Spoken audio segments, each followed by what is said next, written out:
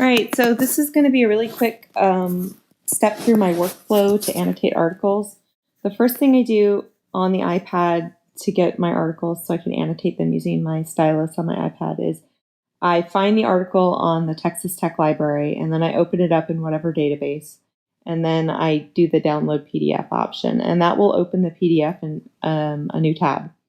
Once I get it in a new tab, I'm going to go through and I export it to GoodNotes. There's other softwares that will do this, but I like GoodNotes because I know it works.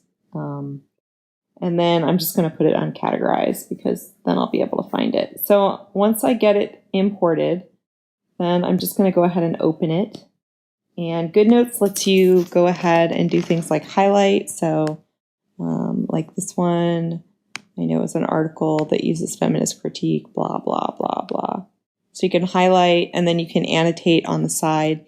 GoodNotes does have this little window. Most note-taking apps actually have this.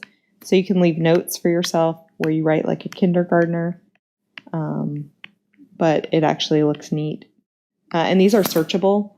So like if you go in later and you search for gender,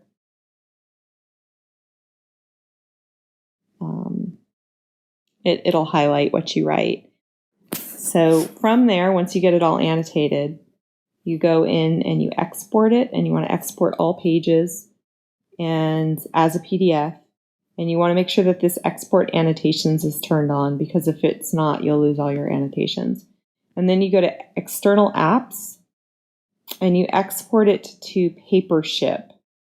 If you're using Mendeley, you can export it directly to Mendeley, but I'm not using Mendeley. So you export it to Papership, and Papership will go ahead and scan it. It reads the metadata that's encoded in most of the PDFs. I have found a couple of the database servers that don't actually save the metadata. So like 1 out of like every 10 or 11 PDFs I download, I actually have to go in and type in this information. And then you just import it. And depending on how many annotations you have and how long the article is and how slow your Wi-Fi is, it will take a while. And then it's there, and you can see the annotations are there. And I think I might be able to actually search the see, you can search the annotations in here. Sometimes when I search them, they end up getting covered by the search thing. So that'll just export it directly to your Zotero. So if you're running Zotero on your laptop or your desktop, or Mendeley on your laptop or your desktop, it automatically syncs it. So then if you want to go ahead and put it in a folder, you just go find your folder, whatever folder structure you have set up on your Zotero or Mendeley, and it puts it there. So when I go and I look on my computer, it'll just be there now. There's also an option, you can type this little note thing. So that first, actually it was that second week, we had the article, the blog post on how to like get ready for your dissertation and keep a list of your citations and everything.